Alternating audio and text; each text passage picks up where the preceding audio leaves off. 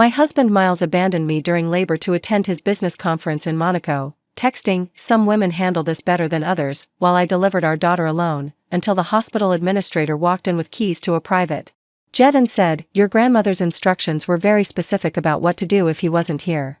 The pregnancy test felt like holding lightning in my hands. Two perfect pink lines stared back at me from the small plastic window, bold and undeniable.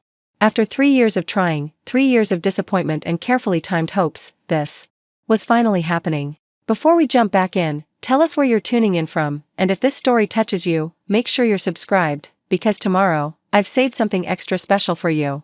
I pressed my palm against my still flat stomach, imagining the tiny miracle growing inside me. My heart hammered against my ribs as I burst through the bathroom door of our Manhattan penthouse, the test clutched in my trembling fingers like a winning lottery ticket. The morning sunlight streamed through the floor-to-ceiling windows, casting everything in golden possibility. "Miles!" I called out, my voice cracking with pure joy. "Miles, you have to see this." He looked up from his laptop at the marble kitchen island, his perfectly styled dark hair catching the light. His expensive suit was already pristine at 7 a.m., Miles never did anything halfway.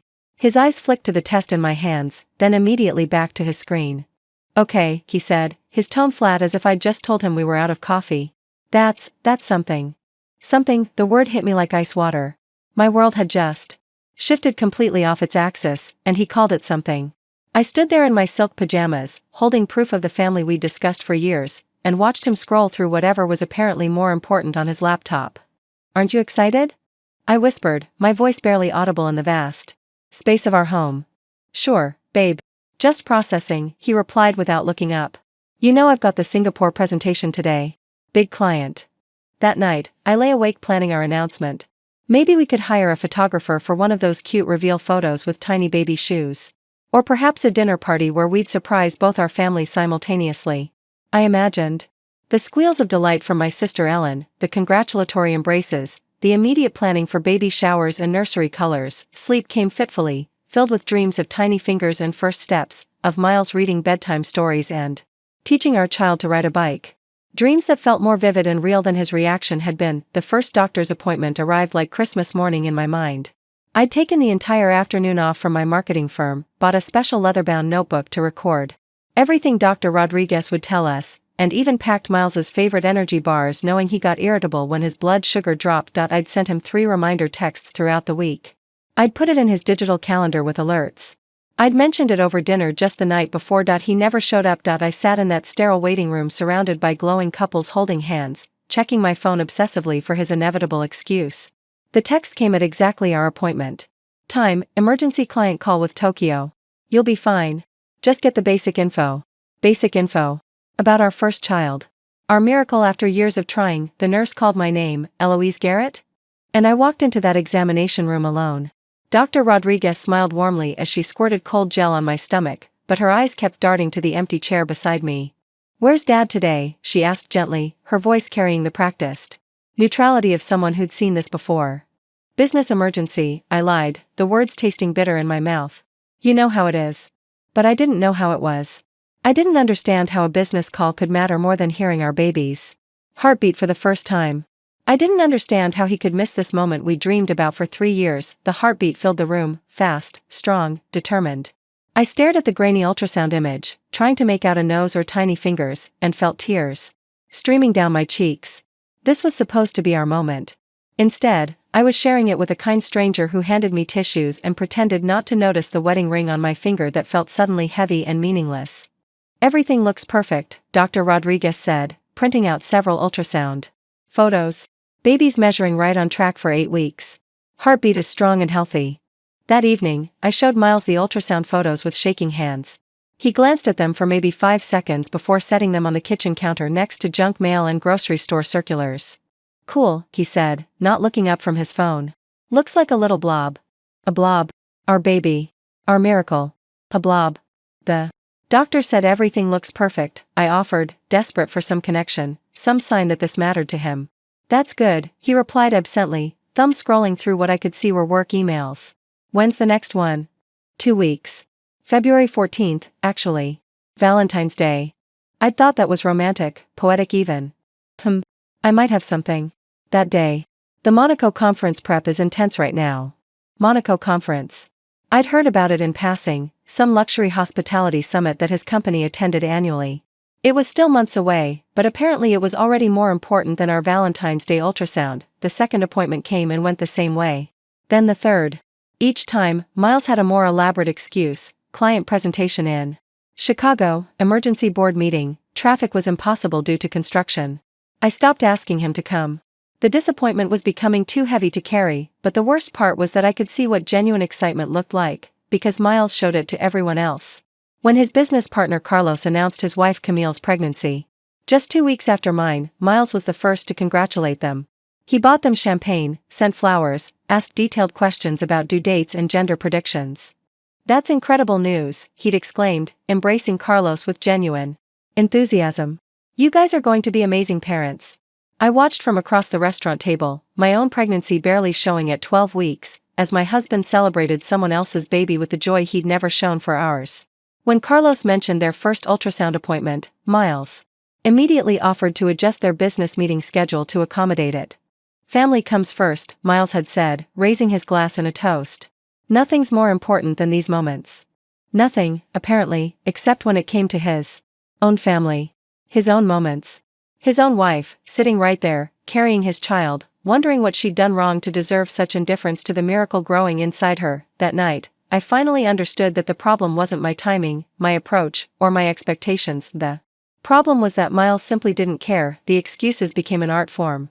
Miles had perfected the language of corporate urgency, wielding phrases like client emergency and board directive like shields against any inconvenient family obligations. By my 16th week, I'd learned to expect his absence rather than hope for his presence. "The Singapore expansion requires my full attention right now," he explained when I mentioned our upcoming anatomy scan, the appointment where we'd finally learn if we were having a boy or girl. "You understand how important this deal is for our future, right? For the baby's future?" He had a way of making his abandonment sound like sacrifice, his selfishness like strategy. "The Singapore deal would set us up financially," he claimed. "The Monaco conference would secure our long-term stability. Every missed appointment was an investment in our family's security, even though our family barely existed in his mind." Dr. Rodriguez had stopped asking about Miles after the fourth solo visit. Instead, she'd begun offering subtle accommodations. That spoke volumes about what she'd witnessed in her practice. "Would you like me to print extra copies of the ultrasound photos?" she'd ask gently. Sometimes partners appreciate having their own set when they can't make it. Extra copies that would sit untouched on kitchen counters, buried under business documents and conference itineraries. The anatomy scan fell on a Thursday afternoon in March. I'd blocked out the entire day, knowing this appointment would be longer, more detailed. We'd finally see our baby's face clearly, count fingers and toes, learn whether to buy pink or blue.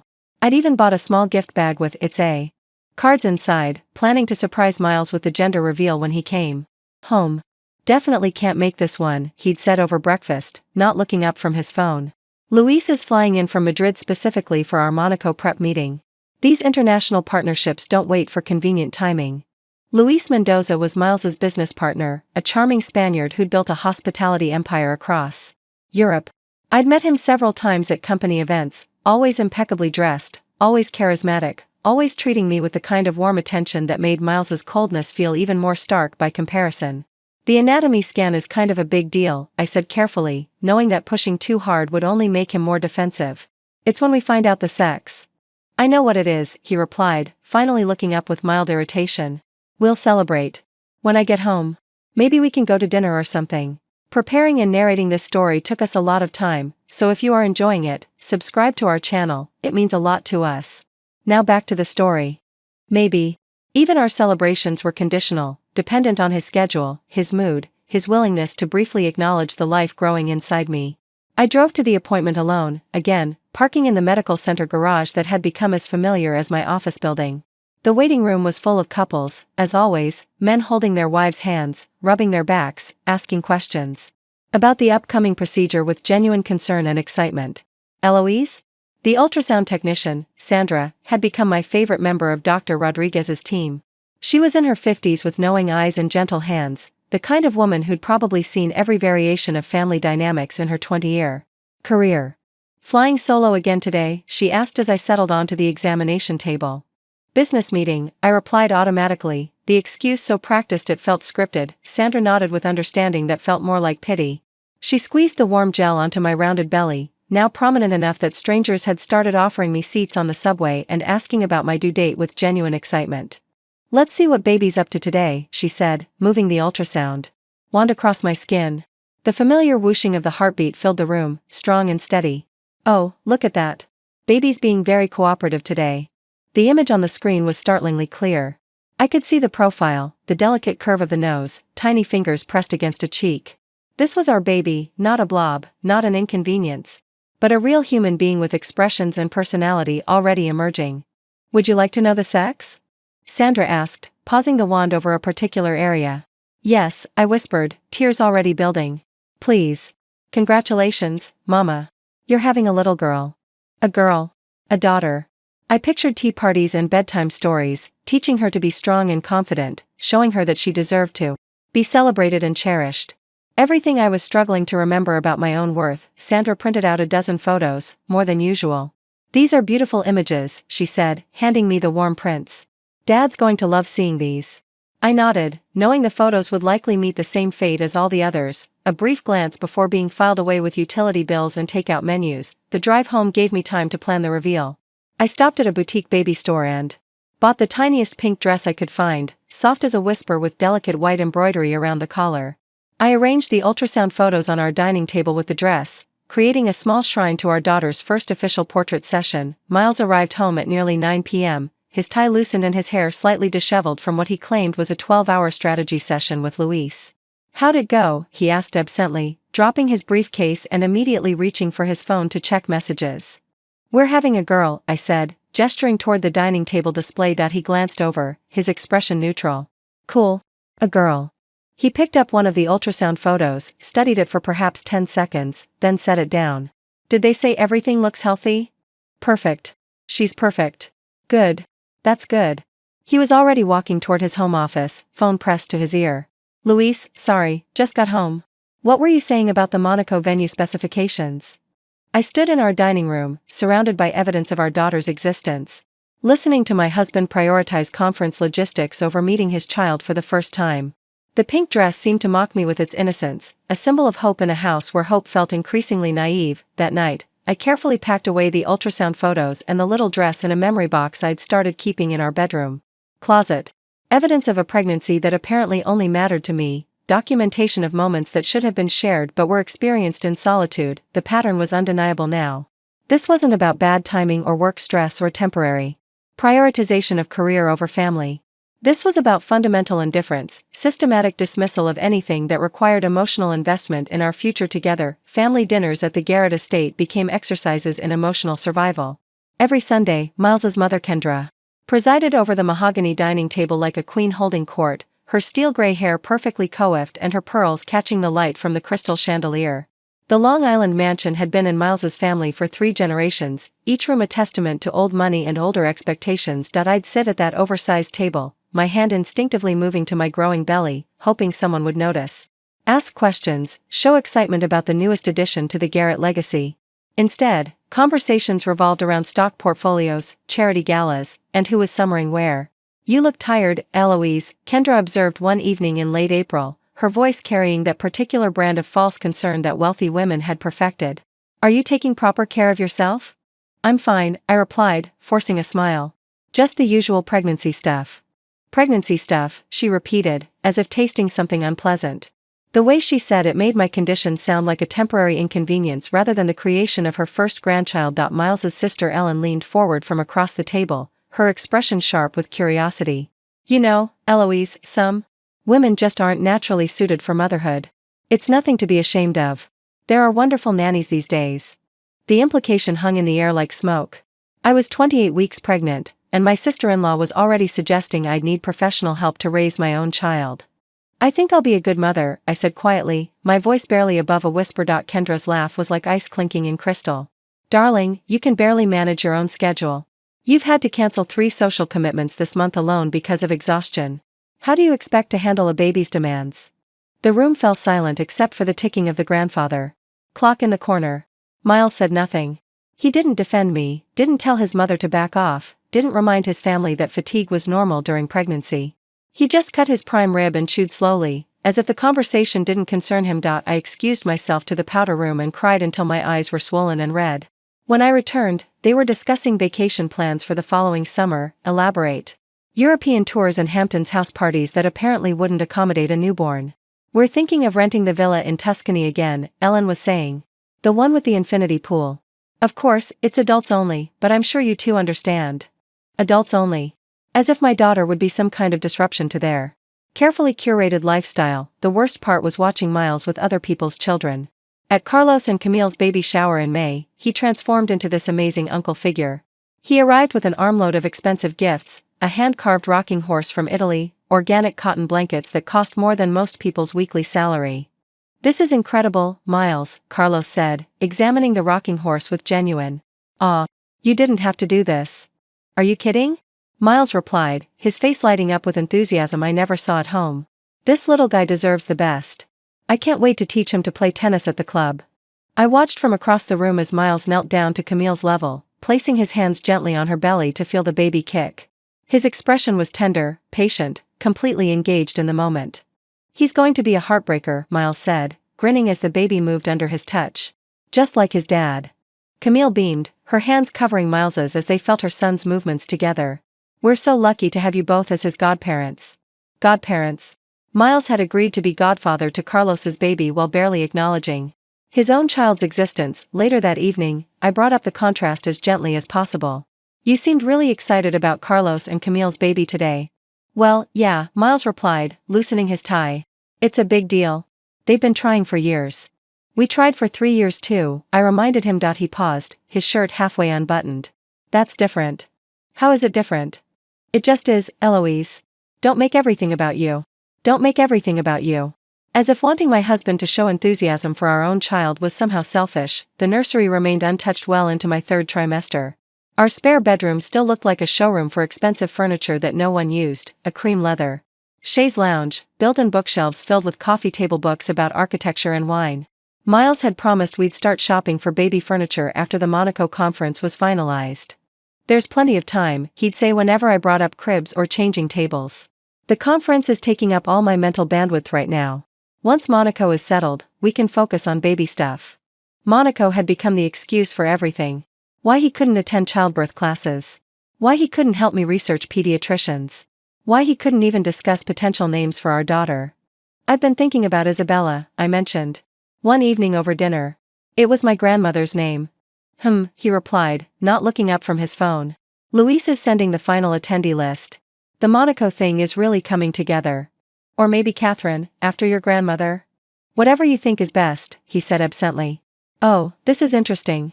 They've confirmed the yacht reception for the closing night. It's going to be incredible. Incredible. His business conference was incredible. Our daughter's name was whatever I thought was best. I started making all the decisions alone. Pediatrician interviews, hospital pre-registration, birth plan preferences, all handled during my lunch breaks or evenings while Miles worked late on Monaco preparations. The conference was still 3 months away, but it had already consumed our entire life. My own mother's reaction cut the deepest. When I called to tell her about our daughter's first kick, she sighed like I'd interrupted something important. That's nice, dear. How's Miles handling the pregnancy? He's been busy with work, I said carefully. Well, you know how men are. They don't really connect until the baby arrives. Your father was the same way. But I remembered my father being excited about my birth. I'd seen the photos of him in the delivery room, tears in his eyes as he held me for the first time. I'd heard the stories of how he'd painted my nursery himself, reading pregnancy books and talking to my mother's belly every night. Miles didn't even acknowledge that I had a belly unless someone else mentioned it first. The isolation was suffocating. I'd scroll through social media, watching other pregnant women surrounded by supportive families, elaborate baby showers, partners who seemed genuinely excited about becoming fathers. The contrast made my chest ache with a loneliness so profound. It felt like drowning, but I had no idea that the drowning had only just begun. The revelation of what genuine care looked like came in fragments, each one making Miles's indifference more glaring and deliberate. It started with Edward, the doorman at our Manhattan building, who'd worked there for 15 years and treated every resident like family. Mrs. Garrett, he called out one morning in June as I struggled with grocery bags and my unwieldy 32-week belly. Let me help you with those. Edward immediately took the bags, his weathered face creased with concern. You shouldn't be carrying heavy things like this. Where's Mr. Garrett?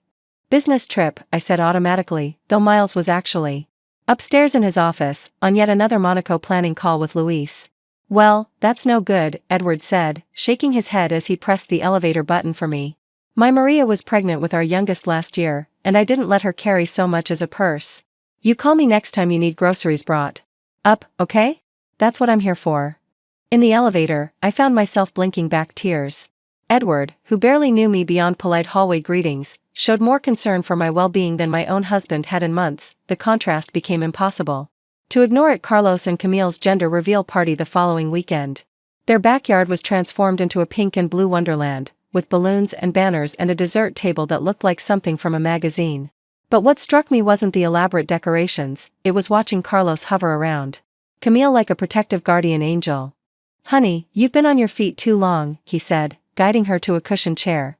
Let me get you some water. Did you take your prenatal vitamin this morning? Camille laughed, but not in a way that suggested annoyance. Carlos, I'm fine. Stop fussing. I'll stop fussing when our son is 18 and moved out, he replied, pressing a kiss to her forehead. Maybe not even then. I watched Miles observe this interaction with what appeared to be amusement rather than recognition. He didn't see a model for how he should be treating me. He saw Carlos being overly dramatic about a normal biological process. When the moment came to reveal the baby's gender, Carlos had tears in his eyes as he and Camille cut into the cake together, revealing blue frosting inside. It's a boy, Carlos shouted, lifting Camille off the ground and spinning her carefully, both of them laughing and crying simultaneously. We're having a son. The entire party erupted in cheers. Carlos immediately called his parents in Mexico, speaking rapid Spanish while Camille wiped happy tears from her cheeks. Luis pulled out his phone to record a congratulations video to send to Carlos's extended family in Madrid. This calls for champagne, Miles announced, raising his glass high. To Carlos and Camille, and to baby Mendoza. I stood in that backyard, holding my own belly where our daughter kicked regularly now, watching my husband toast another couple's pregnancy with enthusiasm he'd never shown for his own. The irony was so sharp it felt like a physical pain. Later, as we helped clean up, I overheard Carlos talking to Luis about nursery preparations. I've already started painting, Carlos said, his voice bright with excitement.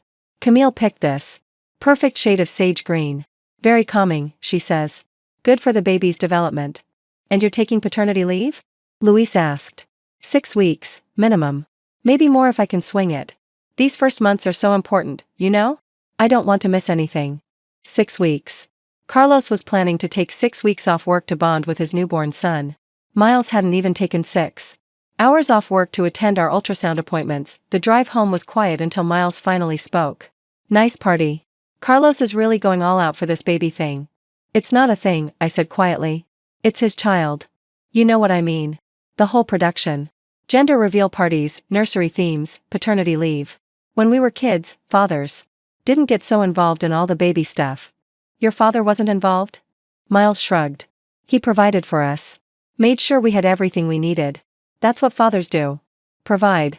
As if love could be measured in bank deposits and trust funds, the most painful contrast came during a dinner party at Kendra's house 2 weeks later.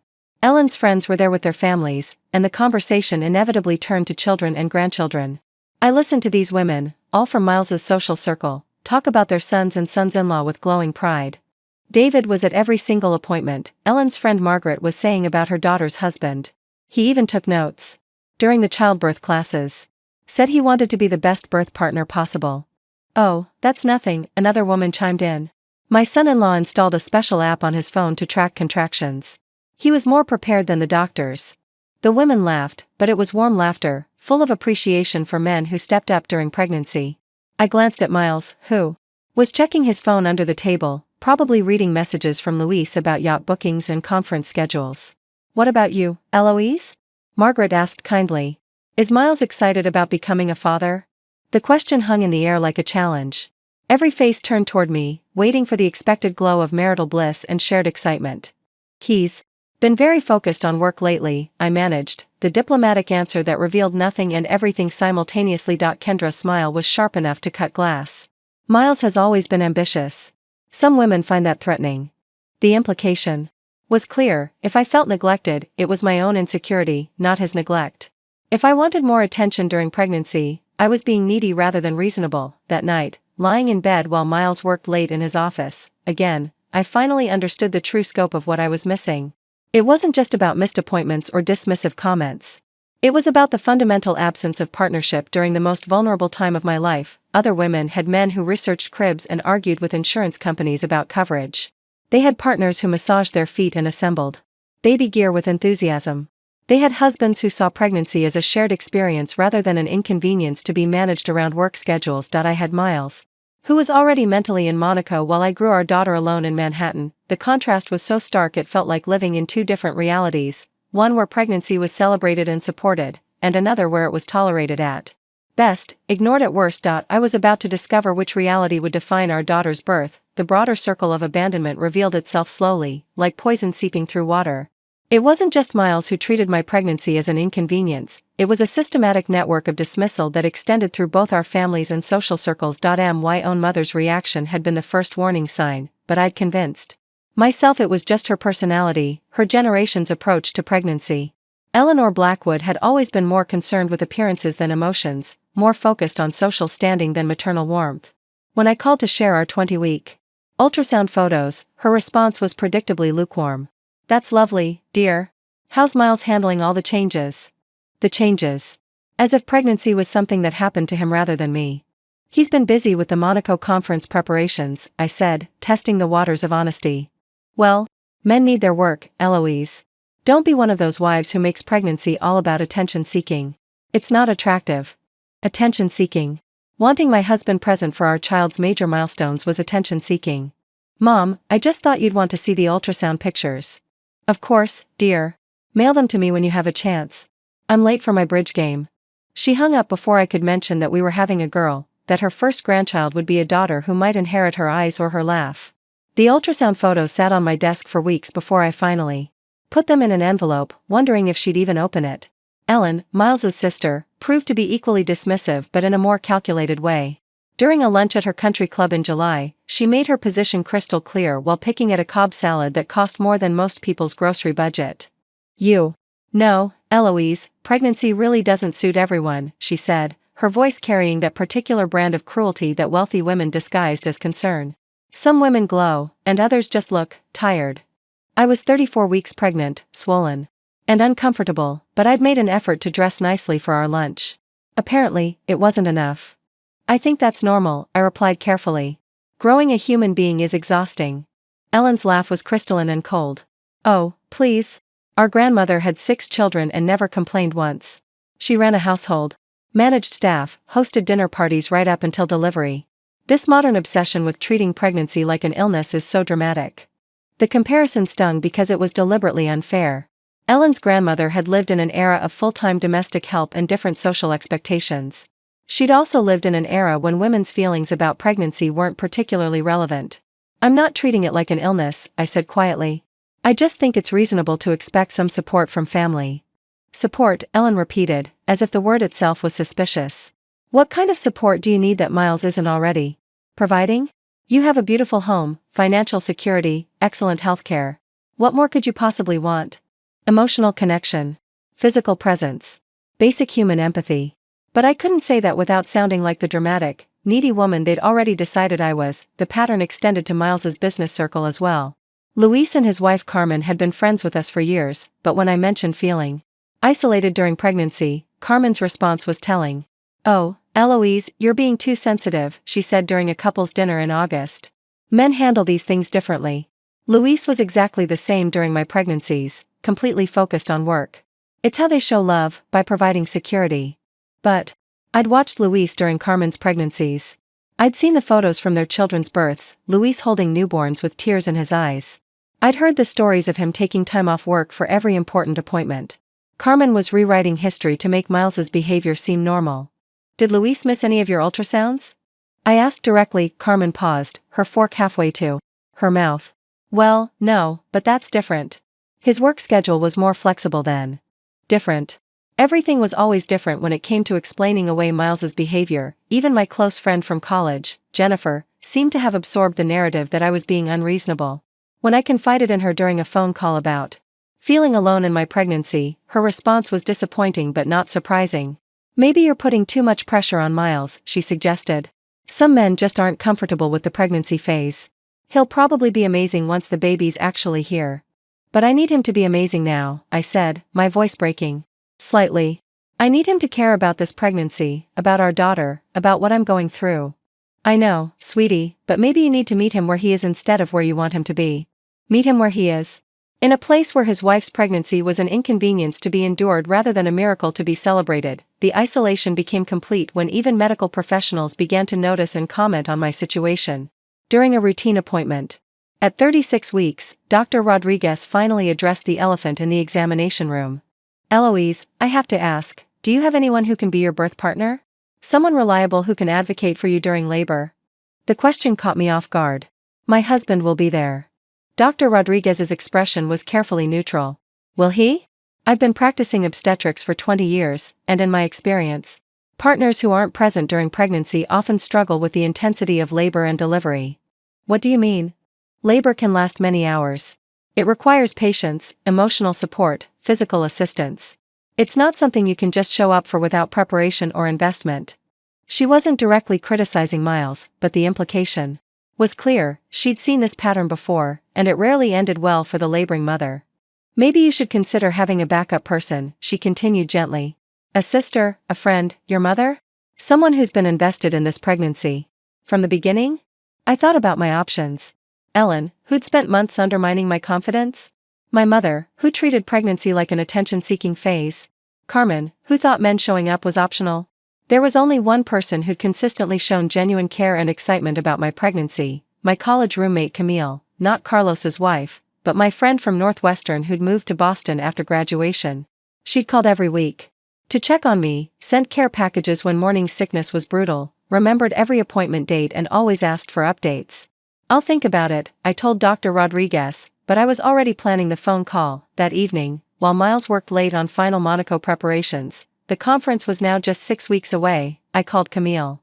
Of course I'll be your birth partner, she said without hesitation. I was hoping you'd ask. I already requested time off work just in case. Just in case. She'd been preparing to support me without even being asked, while my own husband couldn't be bothered to mark my due date on his calendar. Thank you, I whispered, tears flowing freely for the first time in weeks. I was starting to think I was crazy for wanting someone there who actually cared. You're not crazy, Eloise. You deserve to have people fighting for you, especially during something this important. For the first time in months, I felt less alone. But I had no idea that my grandmother had been fighting for me all along, from beyond the grave, in ways that would soon change everything. The contractions started at 3:47 a.m. on a Tuesday in September, exactly 1 week before my due date. I'd been lying in bed listening to Miles's steady breathing, my hand resting on my tight belly, when the first wave hit, a deep, radiating pain that wrapped around my lower back like a steel band tightening. I lay still for several minutes, timing the sensation, wondering if this was finally it or just another false alarm.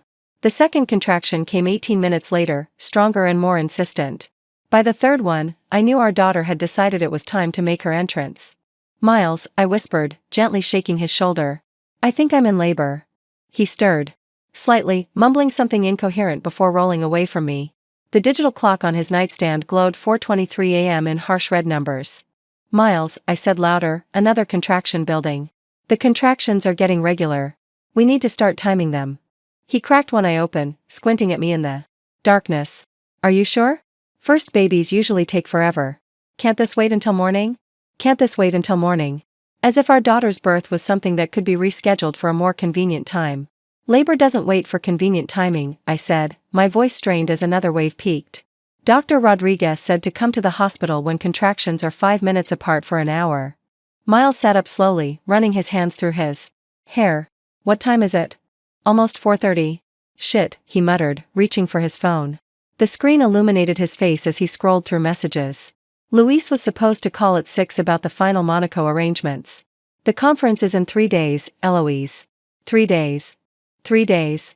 Our daughter was trying to be born, and he was worried about a business conference happening on another continent. I got up and began the slow walk to the bathroom, breathing through another contraction that felt like it was trying to split me in half.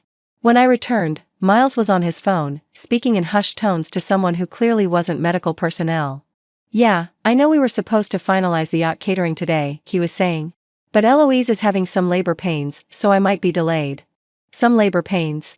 Like I had a mild headache rather than the beginning of childbirth. By 6 a.m., the contractions were coming every 7 minutes and lasting nearly a minute each. I'd called Dr. Rodriguez's after-hours line, and the nurse had confirmed that we should head to the hospital soon. I'd also called Camille, who was already packing her bag in Boston for the drive down. "I'll be there in 4 hours," she promised. "Maybe less if traffic cooperates.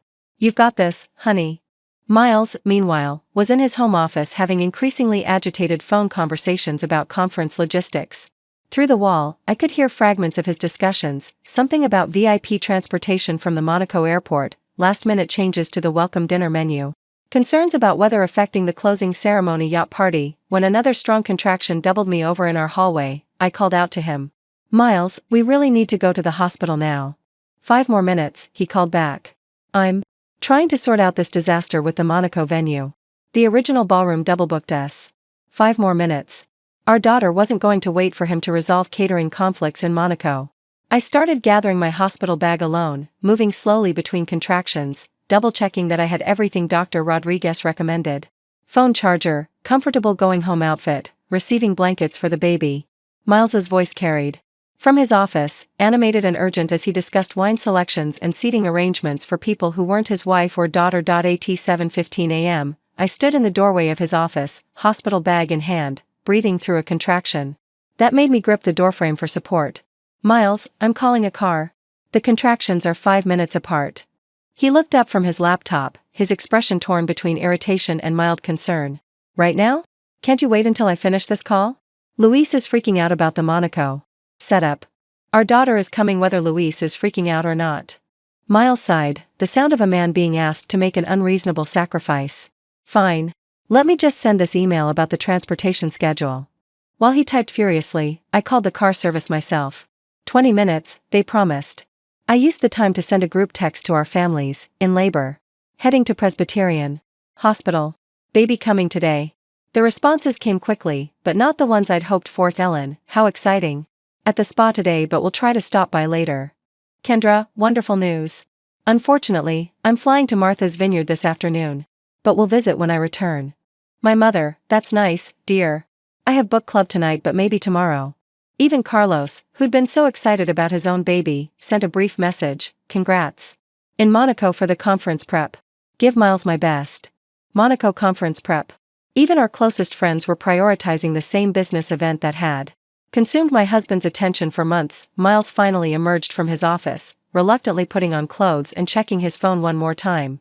"I guess we should go," he said, as if we were heading to a dentist appointment rather than the birth of our first child. The car arrived, and as we drove through Manhattan's morning traffic toward the hospital, Miles spent the entire journey on speakerphone with Luis, discussing backup plans for Monaco venue problems. I sat in the back seat, breathing through contractions every 4 minutes now, listening to my husband prioritize everything except the miracle that was about to happen. Presbyterian Hospital's maternity ward smelled like disinfectant and new beginnings.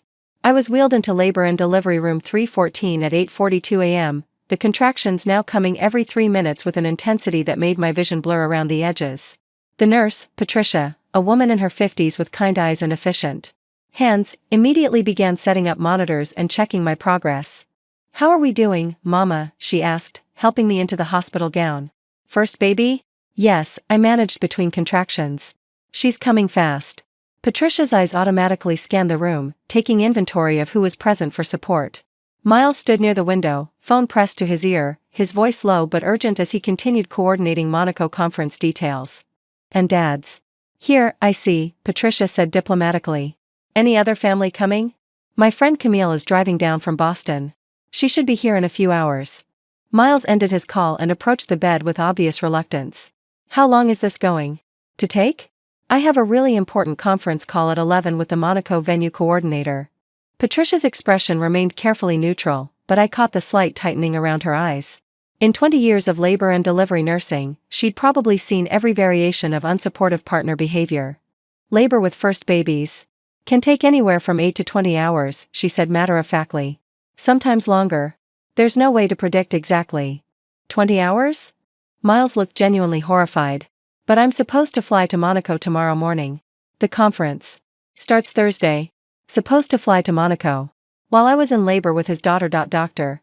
Rodriguez arrived at 9:30 for her examination, her warm presence immediately making the sterile room feel more manageable. 4 centimeters dilated, she announced after checking my progress. Baby's definitely coming today. How are you feeling, Eloise? Scared, I admitted, reaching for Miles's hand during another contraction. But ready. Miles's hand was limp in mine, distracted.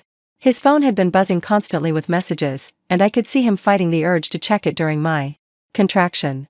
The pain is normal, Dr. Rodriguez assured me. Your body knows what to do. The most important thing is having good support. She glanced meaningfully at Miles, who was already pulling his phone from his pocket as soon as my contraction ended. Luis, I need to call you back, Miles said, stepping toward the hallway. Yeah, she's in labor, but it's going to take all day apparently. She's in labor. Not my wife or, we're having our baby. Just she's in labor, like I was a stranger. Experiencing an inconvenient medical event. By 11 a.m., the contractions were overwhelming. Each wave felt like being split apart from the inside, and I found myself gripping the bed rails and making sounds I didn't know I was capable of. Miles had moved to the chair in the corner, laptop open, working on what he claimed were urgent Monaco presentations. Miles, I gasped during a particularly brutal contraction, can you help me breathe through this? He looked up briefly from his screen. You're doing fine. Just breathe like they taught us in those classes. Those classes? The childbirth preparation sessions I'd attended alone while he worked late on Monaco planning. Patricia returned to check on me, her movements gentle but her expression increasingly concerned as she observed the dynamic in the room. Honey, is there anyone else you can call? She asked quietly while adjusting my for. Someone who could provide more hands-on support? Before I could answer, my phone rang. Camille's name appeared on the screen. I'm stuck in traffic outside the city, she said when I answered. There's been an accident on I-95. I'm maybe 2 hours away still. How are you doing? It hurts, I whispered, tears starting to flow. It really hurts, and I don't think I can do this. Yes, you can, Camille said firmly. You're the strongest person I know. Is Miles helping? I glanced over at my husband, who was now on a video call with what appeared to be the entire Monaco Conference Planning Committee, discussing seating charts for the opening gala. He's here, I said carefully. Camille understood immediately. I'm going to drive as fast as I safely can. You hold on, okay? Don't let anyone make you feel like you're going through this alone. But I was going through it alone. Despite being in a room with my husband, despite being surrounded by medical professionals, I felt utterly isolated as another contraction built to its crushing peak. At 1 p.m., Dr. Rodriguez returned to find me sobbing through contractions while Miles participated in what sounded like a heated conference call about yacht reservations. 6 centimeters, she announced after her examination. We're making good progress. But Eloise, your stress levels are concerning me. Labor goes better when you feel supported and calm. She looked directly at Miles, who had finally ended his call. Dad, I need you to put the phone away now. Your wife needs your full attention. Miles shifted uncomfortably. It's just that I have this conference in Monaco, and there are some last-minute issues. There will always be last-minute issues, Dr. Rodriguez interrupted, her voice carrying the authority of someone who'd seen too many fathers miss the most important moments of their lives. This is happening once. Your daughter is being born today. I know that, Miles said defensively. But I can't just abandon my professional responsibilities. Abandon his professional responsibilities. While he was literally abandoning his family. Responsibilities. Another contraction hit, stronger than any before, and I heard myself cry out in a way that filled the room with urgency. Patricia immediately moved to my side, coaching me through the breathing, while Dr. Rodriguez monitored the baby's heartbeat. Miles, meanwhile, stepped into the hallway to take yet another call. When the contraction passed, I was left gasping and alone again, staring at the empty chair where my husband should have been, listening to his muffled voice through the door as he discussed conference logistics while I labored to bring his daughter into the world. The final hour of labor blurred together in a haze of pain so intense it felt like being turned inside out. By 3 p.m., I was fully dilated and ready to push, my body taking over with an ancient rhythm that required every ounce of strength I possessed. Dr. Rodriguez positioned herself at the foot of the bed while Patricia held one of my hands, becoming the anchor I desperately needed. Okay, Eloise, with the next contraction, I want you to push like you're having the biggest bowel movement of your life, Dr. Rodriguez instructed. Long, sustained pressure. I nodded, gathering what remained of my energy. Through the observation window, I could see Miles in the hallway, still on his phone, gesturing animatedly as he spoke. Even now, even during the moment our daughter would enter the world, he was somewhere else entirely. The contraction built like a tsunami, and I bore down with everything I had, feeling our baby move lower, closer to meeting us. Patricia wiped my forehead with a cool cloth. That's it, honey. She's coming. I can see her head. She's coming. Our daughter was almost here, and her father was discussing catering menus in a hospital hallway. Miles. I called out between contractions, my voice hoarse from hours of labor. She's coming now. He held up one finger through the window, the universal signal for, just one more minute, and continued his conversation. Dr. Rodriguez's expression hardened. Patricia, can you please get the father in here? His daughter is about to be born. Patricia left my side and returned moments later, shaking her head. He said he's on an important call about some emergency in Monaco. Something about a cancelled venue. A cancelled venue. While his daughter was being born, another contraction seized me, and this time I could feel everything changing, my body opening completely as our baby moved through the birth canal. The sensation was overwhelming, pain and pressure and the strangest feeling of completion, like a puzzle piece sliding into place. I can see her head. Dr. Rodriguez announced. Dark hair, just like Mom. One more push, Eloise. I looked toward the window where Miles still stood with his back to us, completely absorbed in his conference crisis. This was it, the moment we'd waited for, planned for, dreamed about, and he was missing it for a business meeting. The final contraction built with the force of a freight train, and I pushed with every muscle in my body, feeling our daughter slip into the world at 3:47 p.m. on September 15th. Her cry filled the room immediately, strong, healthy, indignant at being displaced from her warm home. She's here. Patricia exclaimed, tears in her eyes. She's perfect. Dr. Rodriguez placed our daughter on my chest, this tiny, slippery miracle covered in vernix and blood, her eyes squeezed shut as she announced her arrival to anyone who would listen. I looked down at her wrinkled face, her impossibly small fingers, her shock of dark hair, and felt my heart break and heal simultaneously. She was beautiful. She was healthy.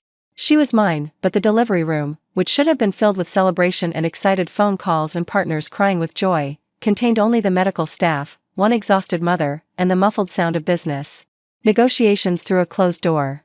What's her name? Patricia asked gently, helping to clean our daughter while she lay on my chest. I looked toward the hallway where Miles was still gesturing emphatically, his priorities crystal clear. Isabella. I whispered, choosing the name I'd mentioned months ago that he'd never responded to. Isabella Rose Garrett. Isabella Rose. A perfect name for a perfect baby whose father was too busy to witness her birth. Dr. Rodriguez clamped and cut the umbilical cord, officially separating Isabella from the body that had grown her for 9 months. Dad usually likes to cut the cord, she said diplomatically. Should we wait for him? No, I said firmly. Don't wait. As they cleaned Isabella and performed the standard newborn assessments, I heard the ding of the elevator down the hall.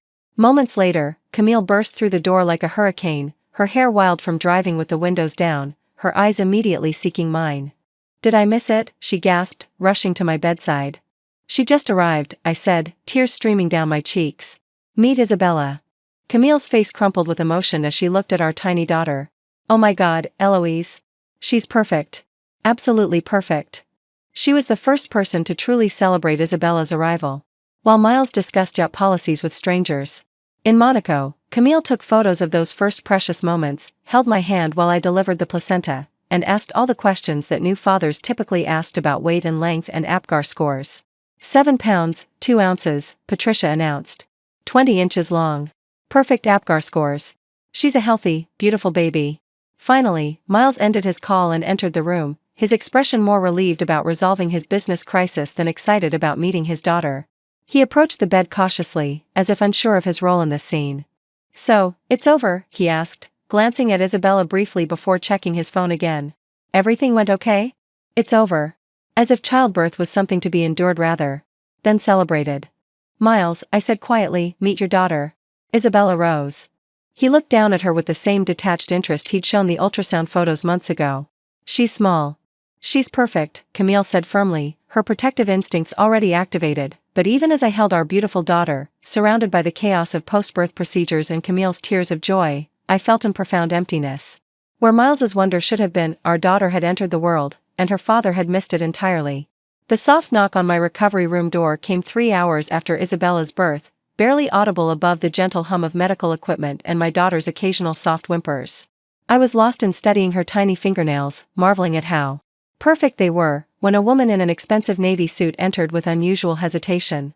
Mrs. Garrett, she said, her voice carrying a strange formality I hadn't heard from any other hospital staff. "I'm Margaret Chen, hospital administrator. I have something for you." She held a set of keys, not the plastic hospital bracelet or medical forms I'd been expecting, but actual metal keys on an elegant silver keychain that caught the afternoon light streaming through the window.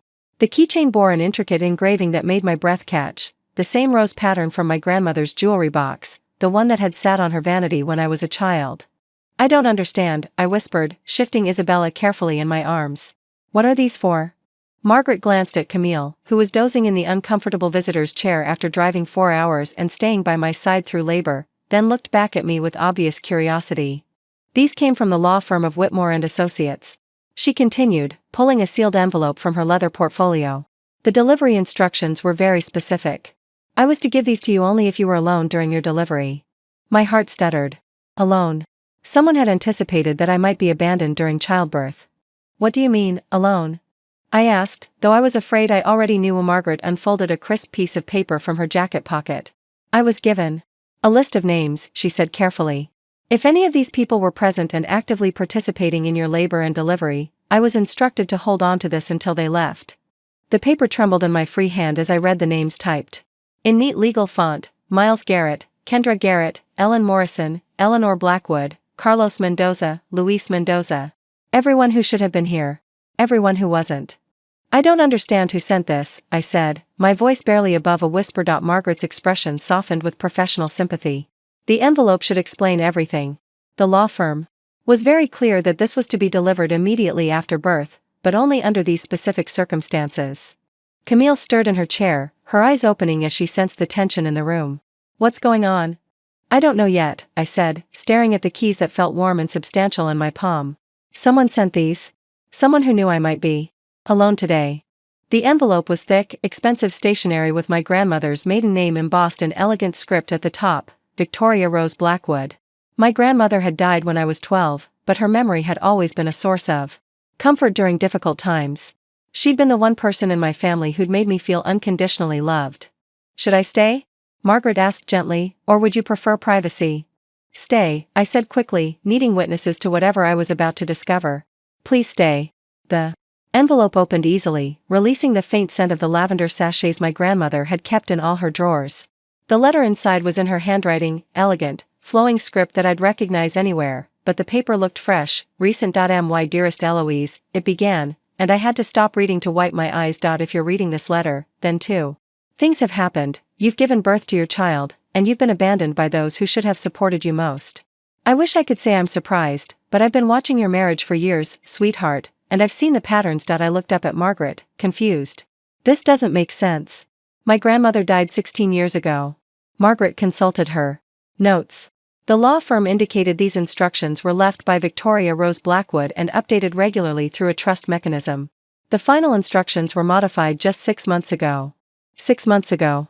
Right around the time I'd announced my pregnancy to the family and begun experiencing their systematic dismissal. I continued reading, my grandmother's voice seeming to fill the sterile hospital room. "I established a trust years ago specifically to protect you if Miles and his family ever revealed their true nature.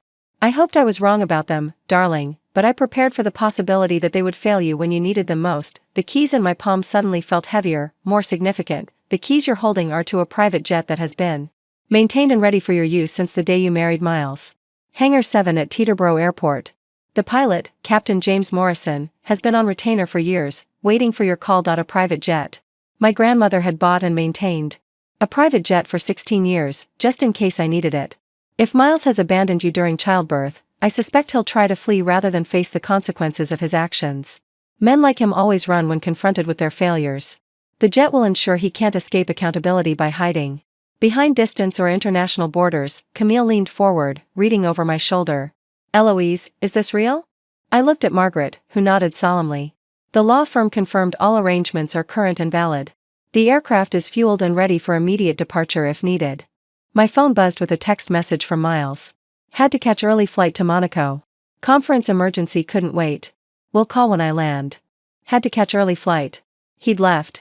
While I was recovering from giving birth to his daughter, he'd fled to another continent rather than face the responsibility of fatherhood. My grandmother's letter continued, "The jet is equipped with everything You'll need for international travel with a newborn, including medical equipment and a certified flight nurse. Captain Morrison has clearance to land at any airport worldwide and has been briefed on potential destinations where accountability tends to be more immediate. I stared at the keys, then at Isabella sleeping peacefully in my arms, then at the text message confirming my grandmother's prediction had been exactly right. Miles thought he could escape to Monaco and avoid the consequences of abandoning his family. He had no idea that his wife now held the keys to reach him anywhere in the world. Margaret excused herself to give us privacy, leaving behind a business card for the law firm and instructions to call when I was ready to discuss next steps. As soon as the door closed, I continued reading my grandmother's letter with Camille looking over my shoulder, both of us trying to process the magnitude of what was being revealed. The jet is only the beginning, my darling. I've spent 16 years building a safety net around you, hoping you'd never need it but preparing for this exact scenario. Your grandfather and I didn't build our fortune so that our only granddaughter could be mistreated by men who mistake kindness for weakness. The letter was longer than I'd initially realized, multiple pages of careful planning detailed in my grandmother's flowing script. As I turned to the second page, several official documents fell into my lap, legal papers with gold seals and corporate letterheads I didn't recognize. The Blackwood Trust has been growing steadily since your wedding day. What started as a modest safety fund has become something much more substantial.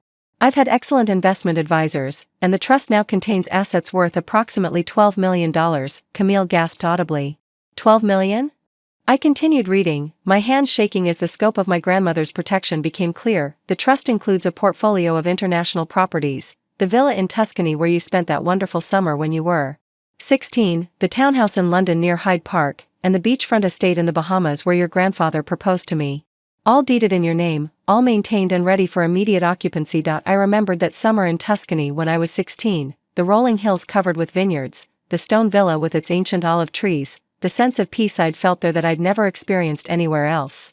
I'd assumed my grandmother had sold it years ago after my grandfather died, but the real power, sweetheart, lies in the corporate holdings. The trust owns controlling interests in several companies that Miles's business depends on, including the luxury hospitality group that Luis works for and the venue management company handling the Monaco conference he values more than his family. My breath caught. My grandmother had been playing chess while everyone else was playing checkers. If Miles abandons you during childbirth, and I suspect he will, given what I've observed of his character, you'll have the power to shut down his precious conference with a single phone call. The Monaco Marriott, the yacht rental company, the catering services, even the airport that handles private jets into Monaco, all dependent on businesses that answer to you now. I reached for my phone, pulling up the text Miles had sent about catching an early flight to Monaco. He thought he was escaping to a safe haven where he could wait out the inconvenience of my postpartum emotions. He had no idea he was flying directly into territory that I now controlled. Captain Morrison has been briefed on all major European airports and has diplomatic contacts that can expedite any necessary conversations. The flight nurse, Angela, is actually a former military medic who specialized in international medical evacuations. You and the baby will be completely safe. During travel, Camille was reading ahead, her eyes wide with disbelief. Eloise, look at this next part. The documentation packet includes power of attorney forms that activate immediately upon Miles's abandonment, giving you full control over all marital assets, business partnerships, and investment accounts. I had the best lawyers in 3 countries. Structure this to be absolutely airtight. The legal papers in my lap suddenly made sense. They weren't just random documents, but a carefully orchestrated transfer of power that had been triggered the moment Miles chose his conference over his daughter's birth. I've also taken the liberty of documenting his patterns of emotional abandonment. The private investigator I hired has been quietly recording his choices for months: missed appointments, dismissive communications, clear evidence that his neglect has been systematic rather than circumstantial. She hired a private investigator? Camille whispered. I flipped to the next page, which contained a summary of surveillance findings that made my chest tighten with validation and grief. Timestamps of every missed appointment, photos of Miles at business dinners while I sat alone at prenatal classes, even recordings of phone conversations where he complained to Luis about my drama and neediness during pregnancy. The investigators' report will be particularly useful if Miles attempts to claim parental rights later while having abandoned his responsibilities during your most vulnerable time. Family courts take a dim view of fathers who prioritize business travel over childbirth. My grandmother had thought of everything. While I'd been doubting my own perceptions and questioning whether I was being too demanding, she'd been collecting Evidence that my abandonment was real, systematic, and legally significant. The final component of your protection, darling, is the most important. You now have choices. You can go to Monaco and confront him directly, forcing him to face the consequences of his actions in front of his precious business colleagues. You can exercise your corporate authority and shut down his conference entirely. Or you can simply disappear with your daughter to any of your properties worldwide and build a new life without him. I looked down at Isabella, who was sleeping peacefully against my chest, unaware that her life had just changed completely. Her father thought he'd abandoned us to powerlessness, but my grandmother had spent 16 years ensuring the opposite. Whatever you choose, know that you are not alone, you are not powerless, and you are not dependent on people who have proven themselves unworthy of your love. You are my granddaughter, Eloise Rose, and you are stronger than they could ever imagine. The letter was signed with the same flourish I remembered from birthday cards and Christmas gifts, followed by a phone number and the words, "Call Captain Morrison when you're ready to fly." The hospital room door swung open with theatrical timing just as I was calling Captain Morrison to confirm the jet's readiness. Ellen appeared first, her designer heels clicking against the linoleum floor, carrying an enormous bouquet of white roses that probably cost more than most people's car payments. Behind her came Kendra, resplendent in a cream-colored Chanel suit, her expression carefully arranged into what she imagined looked like grandmotherly concern.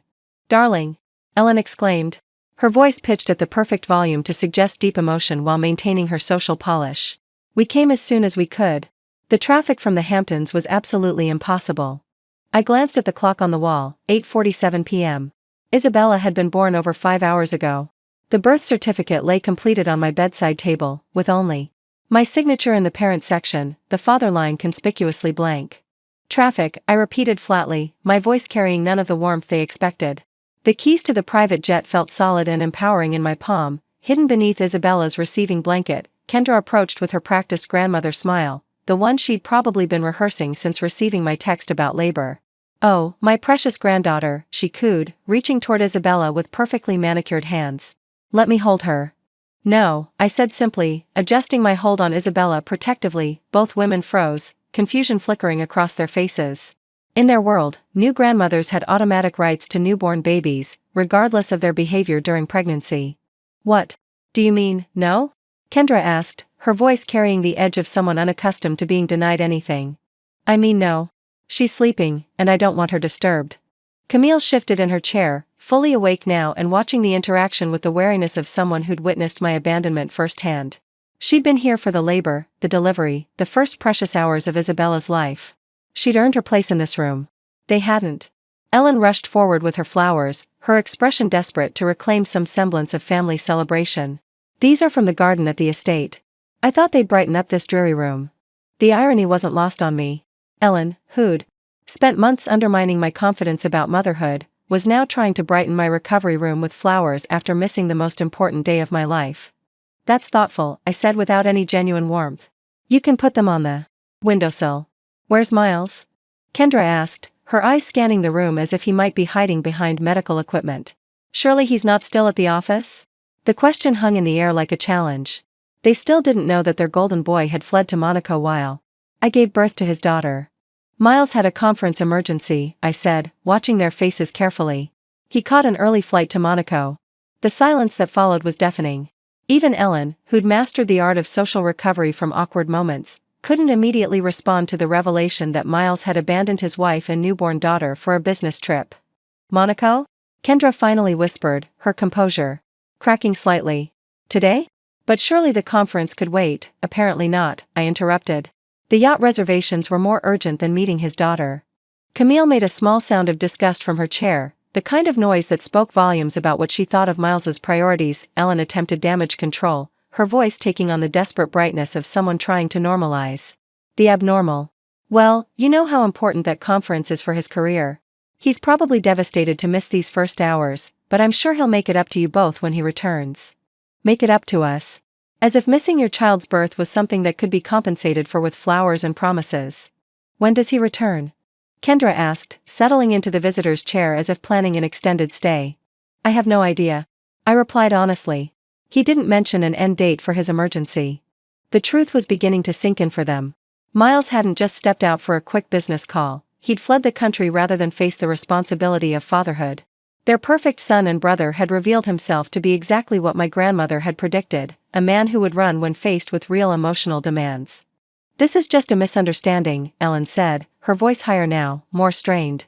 "Miles would never intentionally miss something this important. There must be some explanation." "There is an explanation," I said calmly. "He chose a business conference over his daughter's birth. The explanation is that his priorities were clear." Kendra's face had gone pale beneath her carefully applied makeup. The realization that her son had abandoned his wife during childbirth was apparently penetrating even her practiced denial. "Surely there's something we can do," she said, reaching for her phone.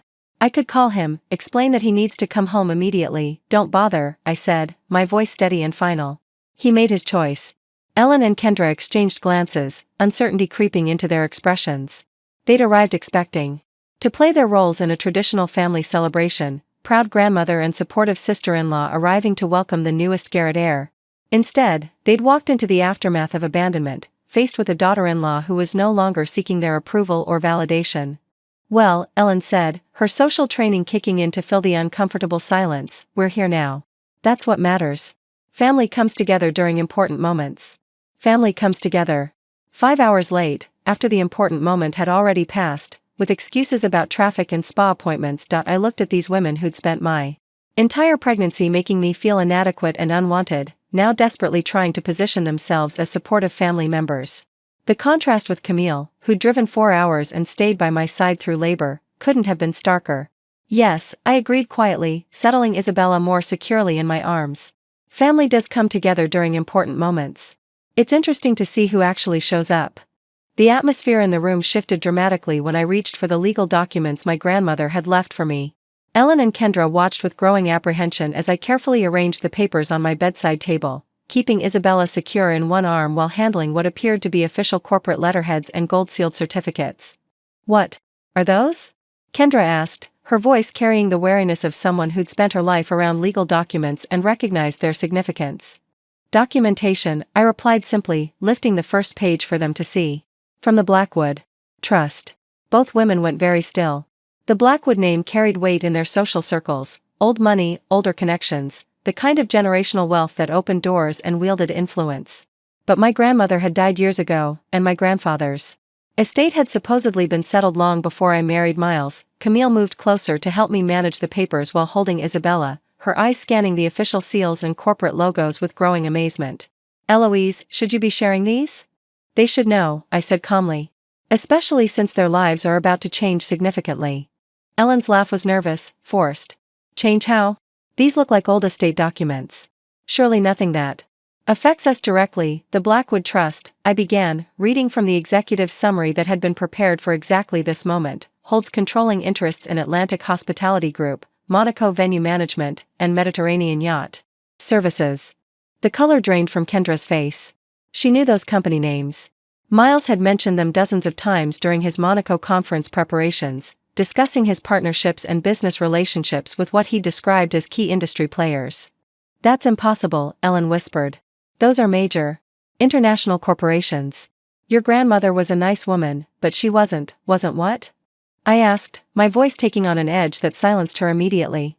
"Wasn't brilliant enough to invest wisely? Wasn't strategic enough to build a business empire? Or wasn't rich enough to purchase controlling stakes in the companies that now employ your brother?" The silence stretched long enough for the implications to sink in. Miles's entire Monaco conference, the event he'd prioritized over his daughter's birth, was being hosted by companies that answered to me. Camille was reading ahead in the documents, her eyes widening as she discovered additional details. "Eloise, this says the trust also owns the Monaco Marriott where the conference is being held." "That's correct," I confirmed, turning to the next page. "Along with the private airfield that handles executive jets flying into Monaco." Ellen sank into the visitor's chair, her carefully composed expression crumbling as she processed what this meant. "You could shut down the entire conference." "I could," I agreed, my voice remaining perfectly calm while inside I felt a surge of power that was both terrifying and exhilarating. "In fact, I've already spoken to the hotel manager. Apparently, there were some last-minute concerns about the event insurance coverage." This was partially true. Captain Morrison had confirmed that the jet was ready and had mentioned making some preliminary calls on my behalf, though I hadn't yet decided whether to use the nuclear option of completely canceling Miles's precious conference. Kendra found her voice, though it came out strained and desperate. Surely you wouldn't punish hundreds of business professionals because of a misunderstanding with Miles. A misunderstanding? The word came out sharper than I'd intended, causing Isabella to stir slightly in my arms. Your son abandoned his wife during childbirth to attend a yacht party. What part of that is misunderstood? Ellen leaned forward, her expression shifting into the calculating look she wore during charity board negotiations. What do you want? Money? A formal apology?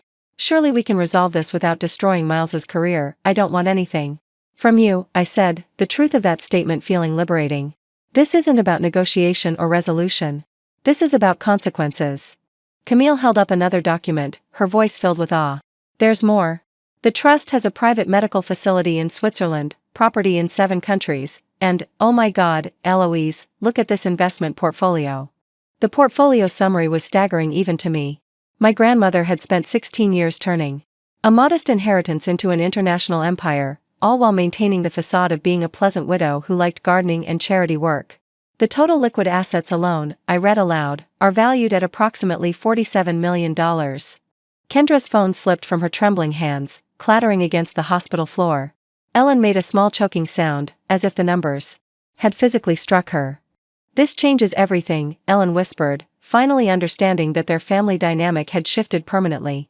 Miles doesn't know, does he? Miles, I said, adjusting Isabella as she began to wake up, is currently at a conference hosted by companies I control, staying at a hotel I own, planning to celebrate on a yacht that operates under my licensing agreements. When he tries to fly home, he'll discover that his access to private aviation in Europe has been complicated. The beauty of my grandmother's plan was becoming clear. Miles hadn't just fled to Monaco, he'd fled to a territory where I held all the power, surrounded himself with businesses that depended on my approval, and trapped himself in a luxury prison of his own making. You can't be serious about using this against him, Kendra said, her voice breaking slightly. He's your husband. The father of your child. He's a man who abandoned his family, I corrected gently. The father who chose not to be present for his daughter's birth. The husband who sent a text message instead of showing up for the most important day of our lives. Ellen was staring at the documents as if they might disappear if she looked away. What happens now? I smiled, feeling more peaceful than I had in months. Now we see if Miles is interested in being a father, or if he prefers to remain stranded in Monaco indefinitely. The worst revelation was yet to come. Hidden beneath the financial documents, I discovered a manila envelope sealed with red wax that bore the same rose insignia as my grandmother's other correspondence. Inside were printed screenshots and transcripts that made my hands tremble as I began to read. What is it? Camille asked, noticing my expression change from confident to devastated. Evidence, I whispered, my voice barely audible. My grandmother documented everything. The first screenshot showed a group text message chain between Miles, Ellen, and Kendra, dated from early in my pregnancy. The messages were time-stamped and verified by the private investigator, each one a small knife wound to whatever remained of my trust in these people. Miles, she's getting way too emotional about every little doctor visit. Someone needs to reality check her before she gets completely hysterical. Ellen, pregnancy drama is so exhausting. Maybe if she faces some natural consequences, she'll toughen up before the baby comes. Kendra, your father and I managed just fine without all this hand-holding nonsense. Modern women are so fragile. I read the messages aloud, my voice growing stronger with each horrible revelation. Ellen's face went ashen, while Kendra gripped the arms of her chair so tightly her knuckles turned white. That's taken out of context, Ellen protested weakly, but her voice lacked conviction. What context makes hoping your sister-in-law toughens up by facing natural consequences acceptable? Camille demanded, her protective instincts flaring. The next series of screenshots revealed the true scope of their conspiracy. Messages from my pregnancy showed a coordinated effort to undermine my confidence and isolate me emotionally. Miles, if she can't handle pregnancy without constant support, how is she going to handle actual motherhood? Better to find out now. Ellen. Exactly. Real mothers don't need their hands held through every little milestone. Kendra, perhaps she'll realize she's not cut out for this and make the sensible choice. Make the sensible choice. They'd been hoping I'd give up on the pregnancy entirely. The conversation threads continued throughout my second trimester, documenting their systematic plan to make me feel inadequate and alone. They'd even discussed scheduling conflicts deliberately. Miles. I'll skip the next few appointments. She needs to learn independence. Ellen, good strategy. I'll be conveniently busy for her baby shower planning too. Kendra, we should all maintain some distance until she stops being so needy. You planned this, I said, looking directly at each of them. All of it. The missed appointments, the dismissive comments, the constant undermining. You strategized how to break me. Ellen's composure finally cracked completely. Eloise, those messages were just frustrations. We never meant. What did you never mean? I interrupted, my voice rising as months of suppressed pain erupted. You never meant to systematically destroy my confidence? You never meant to coordinate my emotional abandonment? You never meant to hope I'd give up on my pregnancy? The most damning evidence came next, a recorded phone conversation between Miles and Louise from 2 weeks before Isabella's birth, professionally transcribed by the investigator for Miles. I'm thinking of extending the Monaco trip. Maybe staying through the weekend after the conference. Louise, what about the baby? Isn't Eloise due around then? Miles, yeah, but first babies are always late. And honestly, I could use some space from all the pregnancy drama. Let her handle the hospital stuff, that's what doctors are for. Louise, are you sure that's wise? Carmen would murder me if I missed one of our children's births. Miles, Carmen's different. She was actually good at being pregnant. Eloise has turned this into a 9-month emotional crisis. Some distance might help her mature. The recording continued for several more minutes, with Miles describing my pregnancy as an emotional crisis and dismissing the birth of his daughter as hospital stuff that he could safely avoid. Kendra had gone completely silent, staring at the transcripts as if seeing her son clearly for the first time. Ellen was crying now, mascara streaming down her cheeks as she realized the full scope of what they'd done. There's more, I said, turning to the final section of evidence. Financial records showing Miles moving money to offshore accounts, apparently preparing for what he called post-baby financial independence, in case I became too expensive to maintain. The bank statements were devastating. While I'd been growing our daughter, Miles had been systematically hiding assets and preparing for what appeared to be an eventual divorce where he'd claim poverty and avoid alimony or child support. He was planning to leave us, I said, the words feeling surreal even as I spoke them. Not just for Monaco. Permanently. He was hoping I'd either miscarry from stress or prove myself so incompetent that he could justify abandoning us both. Camille was reading over my shoulder, her face a mask of fury. This is psychological abuse. Documented, premeditated psychological abuse. The evidence painted a picture of systematic cruelty that went far beyond simple neglect. This had been a calculated campaign to destroy my mental health during the most vulnerable time in my life, with the goal of either eliminating the pregnancy or positioning me as an unfit mother he could abandon without social consequences. You gambled on me breaking, I said, my voice steady now despite the tears streaming down my face. You bet that pregnancy would destroy me, that I'd prove myself unworthy of being a mother, that Miles could escape his responsibilities by pointing to my failures. The room fell silent except for Isabella's soft breathing and Ellen's quiet sobbing. But here's what you didn't count on, I continued, gathering the evidence with steady hands. You didn't count on my grandmother seeing through all of you. You didn't count on me being stronger than your worst expectations. And you definitely didn't count on your cruelty being documented and legally preserved. I looked at each of them in turn, these people who'd systematically tried to break me during the most important months of my life. The evidence is already in the hands of family court attorneys. Miles's parental rights are about to become very complicated. The decision to use the private jet crystallized when my phone rang at 6 a.m. the following morning. Miles's name appeared on the screen, and for a moment I considered letting it go to voicemail. But Camille, who'd stayed overnight in the hospital chair, nodded encouragingly. Answer it, she whispered. Let him dig his own grave. Eloise?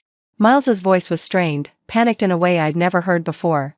What the hell is going on? The hotel just kicked me out. They're saying there's some problem with the conference authorization. Good morning, Miles, I said calmly, adjusting Isabella in my arms as she stirred for her morning feeding. How's Monaco? How's Monaco? Are you serious right now? The entire conference is falling apart. Luis can't reach his venue contacts, the yacht company canceled our reservations, and now they're saying our corporate accounts have been frozen. Did you do something? The desperation in his voice was almost satisfying. Almost.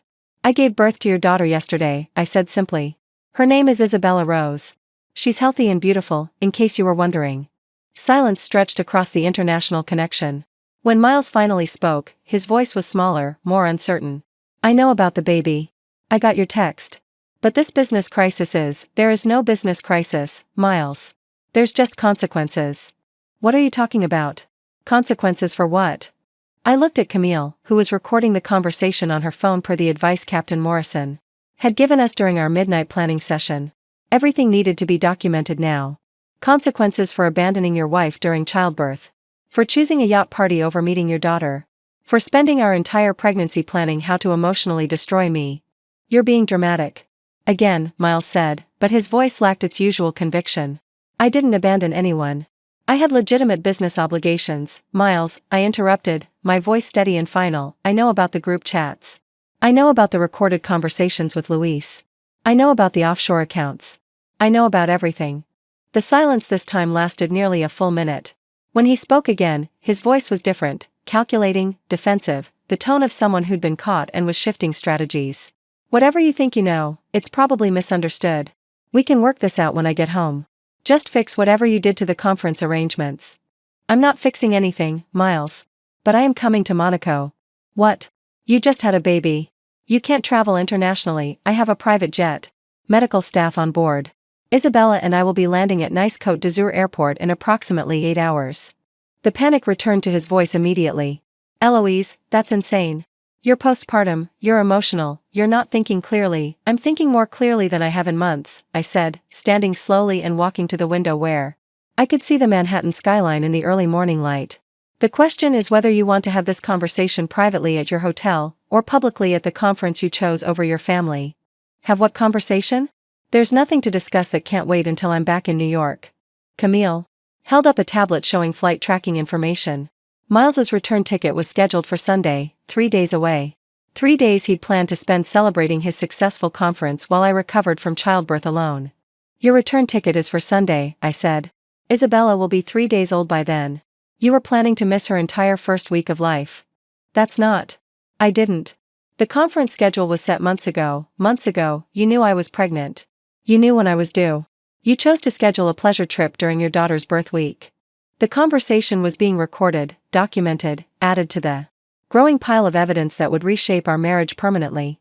But more than that, it was serving as my final test of whether Miles was capable of taking responsibility for his actions. He failed spectacularly. Look, I'll cut the trip short, okay? I'll fly back tonight if it's that important to you. But you need to fix this conference situation immediately. Luis is freaking out, people are flying in from all over Europe, Miles, I said, cutting through his bargaining. I'm not calling to negotiate. I'm calling to inform you that you have 2 choices. You can meet me at your hotel in Monaco to discuss the terms of our future relationship, or you can explain to a family court judge why you abandoned your newborn daughter for a yacht party. Camille was grinning now, giving me thumbs up as I found my voice in a way I never had before. Terms? What terms? Eloise, you're scaring me. This isn't like you. You're right, I agreed. The old me would have accepted your excuses, blamed myself for expecting too much, waited quietly for you to decide when your family was worth your attention. This version of me owns the companies that control your conference, has legal documentation of your systematic emotional abuse, and holds all the financial power you thought you were hiding. The line went quiet except for the sound of Miles's ragged breathing. I'll be in Monaco by evening, I continued. Room 1247 at the Marriott. We'll discuss how you plan to earn the right to know your daughter. I hung up before he could respond, feeling lighter than I had since the pregnancy began. The flight to Monaco in my grandmother's private jet was unlike anything I'd ever experienced. Captain Morrison, a distinguished man in his 60s with silver hair and kind eyes, greeted us at Teterboro Airport with the reverence of someone who'd been waiting years for this moment. Mrs. Garrett, he said, his voice warm with emotion, Mrs. Blackwood would have been so proud to see you using her gift. She always said you had her strength, even when you didn't know it yourself. The aircraft was a Gulfstream G650, its interior designed with cream leather and mahogany accents that somehow managed to feel both luxurious and comforting. But what took my breath away was how thoroughly prepared it was for Isabella and me. A complete mobile nursery had been installed, with a specialized infant seat approved for aviation, a changing station, and enough supplies for weeks of travel. Angela, the flight nurse, was a former military medic who radiated competence and calm. She examined both Isabella and me before takeoff, monitoring my post-delivery recovery and ensuring the baby was stable for international travel. Your grandmother thought of everything, Angela said, adjusting Isabella's tiny flight suit, custom-made, with rose embroidery that matched the family insignia. She had me updated on pregnancy medical protocols every year, just in case this day came. During the 8-hour flight, Camille and I processed everything that had happened in the past 24 hours. The evidence of systematic emotional abuse, the revelation of financial power, the complete shift in family dynamics. It felt surreal, like living inside someone else's life. Are you sure about confronting him in Monaco? Camille asked as we flew over the Atlantic. You could just stay at one of your properties and let the lawyers handle everything. I looked down at Isabella, who was sleeping peacefully in the specialized bassinet, completely unaware that her life was being shaped by decisions made at 40,000 feet. He needs to see her, I said finally. He needs to understand what he chose to miss. Not through photos or videos, but in person. He needs to look at his daughter and explain why a yacht party was more important than her birth. My phone had been buzzing constantly with increasingly desperate messages from Miles. Luis had apparently been fired from his position when the yacht company discovered their event insurance had been mysteriously cancelled. The conference attendees were stranded at various Monaco hotels, unable to access their reserved venues or transportation. Ellen had called 6 times, leaving voicemails that progressed from confused to panic to outright begging. Kendra had sent a formal letter through her attorney, requesting a meeting to discuss family matters in a civilized manner. But the most telling communication came from Miles himself, a series of texts that revealed his true priorities. Even in crisis, please fix this. My career is being destroyed. Luis is threatening to sue. The whole industry is watching. I'll do whatever you want, just restore the conference arrangements. People are calling me irresponsible. This is humiliating. Not once did he mention Isabella. Not once did he ask about her health, her weight, whether she was feeding well. Even facing the collapse of his professional reputation, his daughter remained an afterthought. As we approached French airspace, Captain Morrison announced our descent into Nice. Through the window, I could see the glittering Mediterranean coastline, the luxury yachts dotting the harbor, the playground of the wealthy where Miles thought he could hide from consequences. Whatever happens down there, Camille said, squeezing my hand, remember that you hold all the power now. He needs you. You don't need him. I nodded, settling Isabella into her carrier for landing, preparing to walk into Monaco not as the abandoned wife who'd been left to labor alone, but as the woman who controlled every business, every venue, every escape route my husband had counted on. The reckoning was about to begin. The Monaco Marriott's presidential suite overlooked the harbor where dozens of luxury yachts bobbed in the Mediterranean evening light. I stood at the floor-to-ceiling windows, Isabella content in my arms, watching the conference attendees milling around the poolside bar below, business executives who had no idea their event was being controlled by the woman they'd never bothered to meet. Miles arrived at precisely 7 p.m., using the keycard I'd authorized for him. He looked haggard, his usually perfect appearance disheveled from a day spent trying to salvage his crumbling conference. His eyes immediately found Isabella, and for a moment, something flickered across his face, surprise, maybe even wonder, as he saw his daughter for the first time. She's so small, he said quietly, approaching cautiously as if I might disappear. 7 pounds, 2 ounces, I replied, not moving from the window. 20 inches long. Born at 3:47 p.m. yesterday while you were discussing catering menus. He had the grace to look ashamed, his shoulders sagging with what might have been genuine remorse. Eloise, I know I messed up. You didn't mess up, Miles. You made deliberate choices. There's a difference. He moved closer, his eyes fixed on Isabella's face. She was awake now, staring up at him with the unfocused curiosity of a newborn meeting a stranger. Can I hold her? I studied his face, looking for any sign of the man I'd once loved, the man I'd hoped would become an amazing father. Do you want to hold her because she's your daughter, or because you think it will help you negotiate? The question caught him off guard. He opened his mouth to give what I was sure would be the right answer, then closed it again, apparently realizing that anything he said would sound calculated. I don't know, he admitted finally. I don't know how to separate what I want from what I think I should want. It was the most honest thing he'd said to me in months. I walked to the suite sitting area and carefully placed Isabella in her carrier, then turned to face my husband fully. The conference is permanently cancelled, Miles. Your business partnerships are terminated. Your access to the Monaco venues, the yacht services, even the airport, all revoked. His face went white. Permanently? Eloise, you can't destroy my entire career over one mistake. One mistake. I pulled out my phone and played the recording of his conversation with Luis, his voice filling the room as he dismissed our daughter's birth as hospital stuff and described my pregnancy as an emotional crisis. Miles sank into a chair as he listened to his own words, his expression shifting from defensive to horrified to devastated. You have 2 choices, I continued when the recording ended. You can return to New York, where Ellen and Kendra are currently explaining to your social circle why their son and brother abandoned his newborn daughter for a yacht party. You can attempt to rebuild your career with the knowledge that I control most of the luxury hospitality industry you depend on. Or, you can earn the right to know your daughter. Starting from the bottom. No assumptions about your role, no expectations of automatic access, no presumption that DNA equals fatherhood. Miles looked at Isabella, then at me, his face a map of defeat and desperate hope. What would earning it look like? I smiled, feeling the weight of my grandmother's protection and my own newfound strength. We'll start with an apology. A real one. Then we'll see if you're capable of putting your daughter before your conference schedule. Outside, the Mediterranean. Sun set over Monaco, casting golden light across a harbor where Miles had thought he could escape accountability. Instead, he'd found himself exactly where I needed him to be, powerless, humbled, and finally ready to face the consequences of abandoning his family. The game was over. And for the first time in our marriage, I had won. Up next, you've got 2 more standout stories right on your screen. If this one hit the mark, you won't want to pass these up. Just click and check them out. And don't forget to subscribe and turn on the notification bell, so you don't miss any upload from us.